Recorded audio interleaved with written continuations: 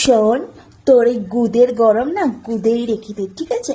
আমি যখন আমার গুদের গরম দেখাবো না, তখন দেখবি তুই জ্বলে পুড়ে ছাই হয়ে যাবি। তা বৌদি এত খেপে গেছো কেন? দাদা আগুন ধরে দিয়ে চলে গেছে, সে আগুন নিভছে না তো ভালো কথা তো। ওই আগুনে তোমার ঘরের ভাত ডাল তরকারি সব রেঁধে ফেলো না, রেঁধে ফেলো। ওই গরম নিয়ে তুমি সোশ্যাল মিডিয়ায় এসে নোংরামি করছো কেন? অনেকেই আছে, জানি না তোমার সন্তান আছে কিনা, সন্তানেরা অনেক আছে যারা মোবাইল ফোন ছাড়া থাকে না, তারা এই ভিডিওগুলো তোমার দেখলে তারা কি শিখবে, তাই না?